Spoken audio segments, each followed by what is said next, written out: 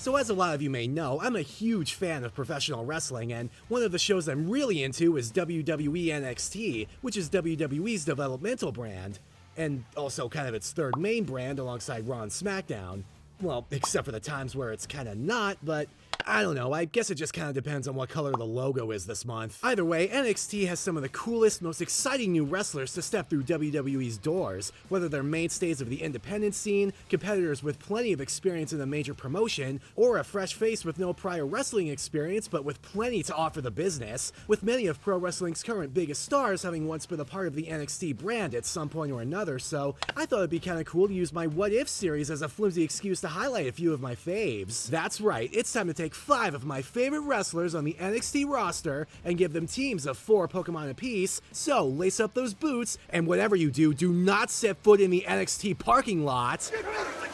as I tell you what I think it'd be like if WWE NXT wrestlers were Pokémon trainers. Also, apologies in advance, but I'm pretty sure I'm gonna have to do some pretty weird stuff to the actual WWE footage I use so that their copyright detection satellites don't nuke me from orbit. Again. And as always, big time heckin' spoilers ahead!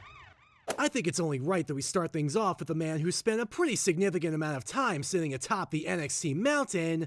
Obafemi. Born in Lagos, Nigeria, the 6'6", 310-pound Obafemi is a former collegiate shot putter turned pro wrestler who was signed to WWE in 2021 after years of success in the NCAA, having been scouted by WWE's NIL, or Next in Line program, which was specifically designed to train college athletes to become pro wrestlers. Making his proper debut on a 2022 episode of NXT Level Up, it was in 2023 where he really started seeing true success, making it onto NXT proper and utterly dominating the men's side of the NXT Breakout tournament, and also gaining an accent in the process. I had a full scholarship to come to the US and throw the shot put for the University of Alabama, and now I've kind of moved from throwing the shot put to throwing men around the ring. They will come out here and say, I never believed I could do it. I've always believed I could do it. Eventually cashing in the title opportunity guaranteed to him by his victory in the tournament to become the NXT North American Champion, making him the first graduate of the NIL program to win a title in WWE, and he would ultimately tie with Carmelo Hayes for the longest combined days with that title, with Oba reaching that milestone in a single reign. His combination of fierce determination, imposing size, boundless confidence, and ridiculous power saw him through 10 successful North American title defenses, and eventually also brought him the men's NXT Championship after defeating Trick Williams and Eddie Thorpe at New Year's Evil 2025, amassing a reign of over 260 days, a reign that only just recently and just barely ended at the hands of Ricky Saints at No Mercy 2025, and given the who's who of rising contenders he forced to suffer a fall from grace during said reign, I shudder to think who else will fall at the hands of the ruler once Oba sets his sights on the main roster. And I don't think there's a better way to start building the ruler's Pokemon team than with a King Gambit, whose signature ability, Supreme Overlord, not to mention its rather unique evolution method of a Bisharp defeating 3 other Bisharp in battle that are holding a leader's crest, could definitely allude to Oba declaring himself as the ruler of NXT. And I think a great way to represent the power that's allowed Oba to reign with such dominance is definitely Machamp. The power regulator around its waist is obviously based on wrestling championship titles, great for someone who spent the pretty large majority of his time in WWE holding a championship, not to mention how its Pokédex entries all detail how it has enough power to throw someone clear over the horizon, perfect for not only Oba's success as a collegiate shot putter, but also for the immense power he displays in the ring, being able to toss around full-grown men like they weighed next to nothing. Next up, Urshifu, specifically the single strike style, a legendary Pokemon whose signature attack Wicked Blow, a single devastating strike that always lands a critical hit, barring a couple of abilities, could reference Oba's proficient striking, often swatting smaller opponents off the ring apron like insects. And to round out Obafemi's Pokemon team, it's the pseudo-legendary Pokemon Tyranitar, a monster of a Pokemon based on Godzilla and other similar kaiju, whose Pokédex entries all talk about how it constantly seeks new opponents to fight, much like how Oba often goes out of his way to call out his potential contenders for a match himself rather than the other way around, believing himself to be head and shoulders above everyone else. Also, it having access to the ability Unnerve could work as a reference to Oba's imposing presence, being able to shake the confidence of just about anyone, even as he does his little strut down to the ring during his entrance, which could be reflected in the fact that Tyranitar can learn Dragon Dance. And I know some people are sitting there there going, oh, why does he do this little dance strut on the way to the ring? That's kind of silly. And I'm just sitting here like, yeah, no, you go ahead and be the one to try and tell this guy no. I kind of value my life, thank you very much. Next up is one of the coolest and most athletic women on the NXT roster, the current WWE Women's Speed Champion, Sol Ruca. Sol Ruca, who was born in Ontario, California, and is the daughter of musician Paul A. Hampton, first got signed to WWE in March of 2022 after having competed in gymnastics at the University of Oregon, where she also majored in psychology, and that athletic skill came in very handy when creating her super cool finishing move, the Soul Snatcher, a springboard front flip cutter that almost immediately started catching people's attention. Making her proper debut on NXT Level Up in July 2022, Sol would use her fantastic athleticism and super chill attitude to craft an eye-catching in-ring style, even implementing her skills as a surfer to add to her ring work, sometimes literally turning her opponents into surfboards mid-match and getting the crowd to do a big wave. All of this and more eventually brought her not only the Women's Speed Championship, a title fought for in matches with a 5-minute time limit. Did I just hear myself say? No, Eric Bischoff, I said 5 minutes, not 3 minutes. But also the Women's North American Championship, making Sol Ruca the first and thus far only woman to ever hold these titles simultaneously. Whether it's her gymnastics-inspired offense, her cool as hell finishing move, her sweet self-made customized ring gear, or her rather unique dynamic with tag partner Zarya, Sol Ruca has already proven herself to be a star in the making and is sure to be solidified as a cornerstone of WWE's women's division soon enough. But for now, let's start off Sol Ruca's Pokémon team with a pretty on-the-nose pick, Alolan Raichu, a Pokemon that uses its psychic powers to float on its big tail in a way that makes it look like it's riding on a surfboard, perfect for someone whose whole shtick is being a cool surfer girl who makes surfboards out of her opponents. Also, I think it'd be kinda cool to pretend her Alolan Raichu would have literally evolved specifically from the surfing Pikachu from Pokemon Yellow. Next up, Mantine, whose Pokedex entries state that it can build up enough speed to leap out and glide for over 300 feet, a pretty good reference for Sol's ridiculous athleticism, not to mention the fact that it's another great Pokemon for a surfer, considering that there's literally a minigame in Ultra Sun and Ultra Moon where you surf on a Mantine and do tricks to score points. After that, I think I'll give Sol a Smeargle to reflect Sol's own artistic talents, not only making and customizing her own wrestling gear, but also that time where she created a super cool, one-of-a-kind custom version of the NXT Women's North American Championship for a WWE shop auction. And lastly, Blaziken, partly an aesthetic pick since the pale yellow hair like feathers on its head are pretty similar to Sol's own hairstyle, and partly because its Pokedex entries claim that its legs have enough power to let Blaziken leap over a 30-story building, so between that and its hidden ability being Speed Boost, I figured it'd be a pretty solid representation of the kind of athleticism she'd need to hit a sick-looking move like the Soul Snatcher on a regular basis. I mean, just ask Alba Fire, or Bea Priestley, or Zarya.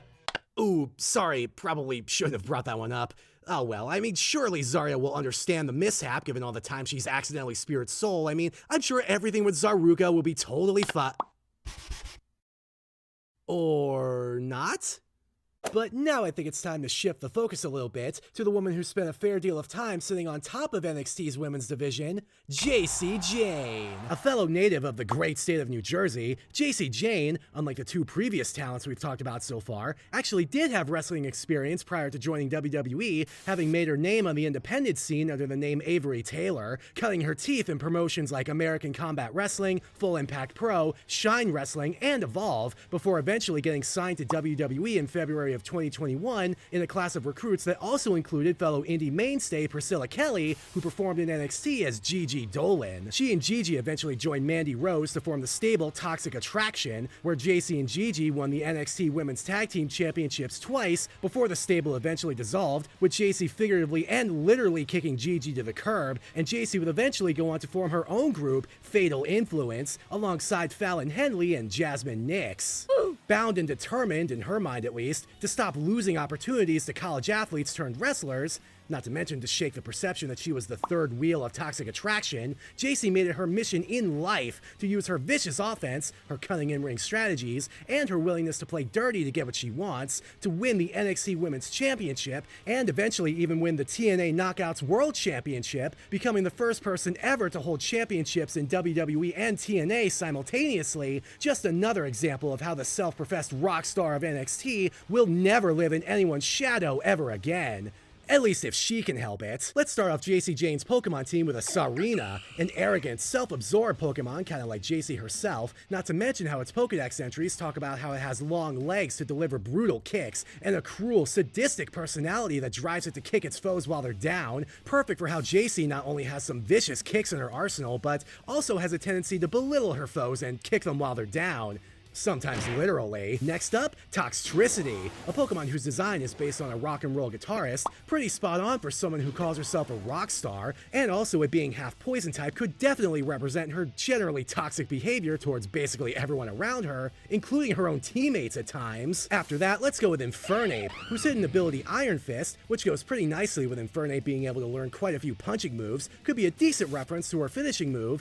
the Rolling Encore, a wicked discus punch that leaves most of her foes out cold, including Stephanie Vaquer, from whom JC won the NXT Women's Championship with that very move, much to everyone's utter shock. And lastly, this might be a weird choice, but stick with me here for a second. Oricorio, specifically the ballet style, based on JC during her appearance on Celtic Warrior Workouts, saying that she used to do basically every kind of dancing you could think of while she was growing up. Now, I wasn't really that sure of what specific Oricorio form to go with here, but the one thing I knew for sure is that it wasn't going to be the cheerleader-based pom-pom style, because in that same video, JC also alluded to some sort of dancer versus cheerleader beef. Dancers and cheerleaders have a rivalry. Oh, really? We don't like each other. Hey, dancers and cheerleaders that are definitely totally in my comment sections, is this real? Is there really some sort of long-standing dancer versus cheerleader blood feud going on? Because if so, then I think 3 Count versus the Spirit Squad may have just shot up into the top 5 of my list of all-time dream matches.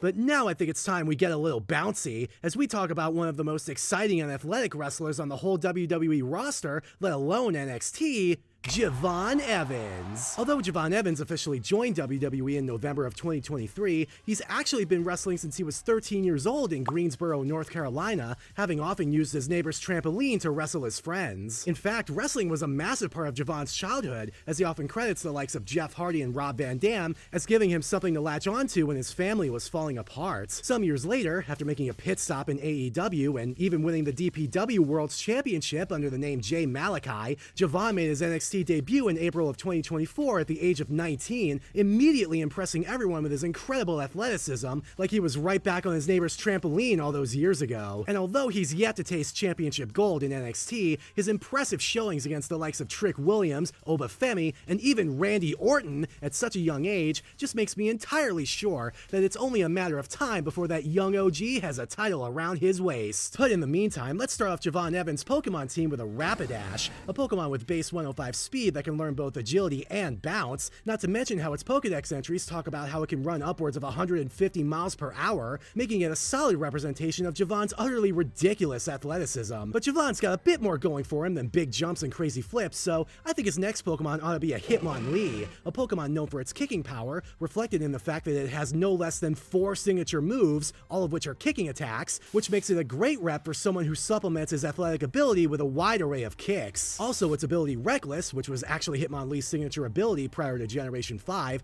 could reference not only Javon's daredevil in-ring style, inspired by the likes of Jeff Hardy, but also its tendency to jump headfirst into a fight, even in situations where that kind of bravery kinda ends up costing him. After that, Regieleki, whose base 200 speed makes it the fastest Pokemon in existence, but also a Pokemon filled with so much energy that it bounces everywhere it goes, which I think would be pretty spot on for someone who describes himself as bouncy, which is especially reflected in all the cool ways he tends to add springboards to various moves. And to round things out, let's go with Meowstic, since Javon could be described as someone with cat-like agility, and I'm going with male Meowstic specifically, since it having access to the ability Prankster could reference Javon's generally upbeat and fun-loving personality, although that does tend to sometimes manifest itself in just how much fun he has talking trash to his opponents because, I mean, let's be honest here, the guy is kind of an S-tier instigator. Trick, I ain't gonna lie, your ass goofy as hell, boy. Boy, you. I don't know. Yo, Kevin Owens, what's up, my boy? Hey. So, Sean, since we're talking about experience, how about you tell everybody how much experience you've had holding the NXT Championship? Oh, I got the answer. You don't have any. I'm gonna leave the NXT Champion, and then I'm gonna show you what an NXT Champion really looks like. And that's on everything I love. Oh, classic Javon. And last, but certainly not least, one of the most popular wrestlers in NXT, someone who radiates star power, someone that I'm somehow Twitter mutuals with, my favorite professional wrestler, and, most importantly of all, and new NXT Women's Champion, Tatum Paxley! Born in Dallas, Texas, Tatum Paxley was signed to WWE in 2021 after a tryout in Las Vegas, and she debuted properly in February 2022 as a so-called prospect for the Diamond Mine, trying desperately to prove herself to Diamond Mine mainstay Ivy Nile to, I'm gonna say, mixed results. But despite all her efforts, she never really felt like Ivy saw her as an equal, or even as a friend, so she eventually abandoned Ivy just like she felt Ivy had emotionally abandoned her, seeking some rather unorthodox ways to try and fill that void of friendship, trying to form bonds with everyone from Wendy Chu to Lola Vice, with by far her most memorable pairing being with then NXT Women's Champion Lyra Valkyria, with Tatum kinda sorta getting just a teensy little bit fixated on her. Eccentric, unusual, and more than a little erratic, Tatum's standout personality and innovative in-ring offense, how she uses horror media to inspire her wrestling gear, not to mention all the pretty cool ways she interacts with her fans on social media, all come together in someone who will surely be a major star in the wrestling world for years to come. Now, putting together Tatum Paxley's Pokemon team was kinda tricky because, according to a Q&A she did in July 2025 for her Instagram subscribers, she said she's not too huge on the more modern Pokemon designs, but did say that she really loved Eevee and all of the evolutions that existed at the time, so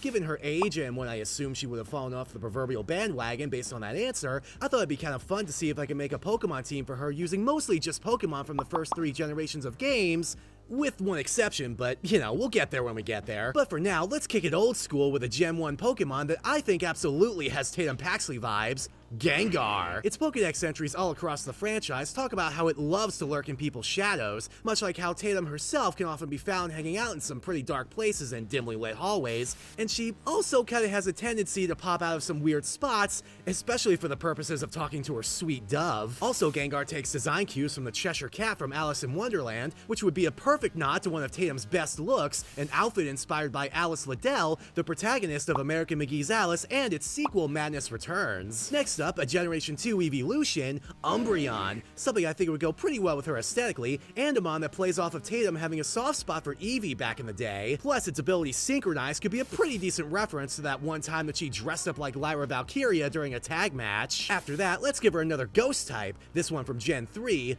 Banette, a Pokemon said to be a vengeful spirit possessing an abandoned doll, a great reference for the fact that Tatum has a particular fixation on dolls that resemble her fellow NXT women's wrestlers, given that, when a younger Tatum had trouble making friends, dolls were her way of, well, making friends. Also, Banette being brought to life by being abandoned could reference how a lot of Tatum's behavior is likely driven by abandonment issues, given how often her friends and tag partners either leave her or weren't super interested in actually being her friend to begin with. And just for fun, let's Mega Evolve this Zippermouth Ghostie into Mega Banette, because I imagine that Tatum, as a huge fan of horror, and particularly the body horror works of Junji Ito, which actually inspired her first piece of official WWE merch, would probably be super into a Pokemon whose malevolent cursing powers would become so overwhelming that it basically starts bursting out of its own skin, which, you know, technically speaking, is metal as fuck. And last but not least, the only Pokemon on Tatum's team that exists outside of the first 3 generations, but might still look a little familiar, Mimikyu, a Pokemon whose true form is unknown because it disguises itself in a crude costume meant to resemble the ever-iconic Pikachu in an attempt to be loved and accepted by those around it, much like how Tatum herself tried so very hard to be a good, normal little girl in order to make friends, only for her to eventually realize that nobody wanted to play with girls like Tatum Paxley, that lack of friendship and acceptance being the catalyst for basically everything she does. Hell, you could even consider Mimikyu to be another nod to the whole dressing like Lyra thing, because some part of Tatum really wanted to be Lyra, because Tatum saw her as the closest thing to good that there was. Point being that Tatum Paxley as a person just wants to be loved and accepted for who she is, and that's led her to do some rather unorthodox things to seek out that affection, but I mean, come on, that doesn't mean she's not worthy of love, right? Like, okay, so what if she pops out of weird places just to talk to Lyra? So what if she picked an inopportune time to hug Sol Ruka and it cost Zarya her match? So what if Tatum was so desperate to not be alone that she fell in with a weird cult? Okay, maybe that last one is actually pretty concerning, but I mean, come on, how many of you can honestly say that your desperate need for love and acceptance didn't land you in the clutches of a cult? Come on, show of hands. Yep, that's right. Absolutely no one. Put your hands down. None of you can say that. But now I want to hear from you. What Pokemon would you give these NXT wrestlers? Let me know in the comments below. Give this video a like if you liked it, subscribe for more action-packed videos like this in the future, share this on your favorite social medias, and ring the bell so you always get notified when I upload. And don't forget to head to gfuel.com/supernerd or just use code SUPERNERD during checkout to get a whopping 20% off of your order of G Fuel Energy and help support the channel. Thanks for watching. See you in the next video, friendos.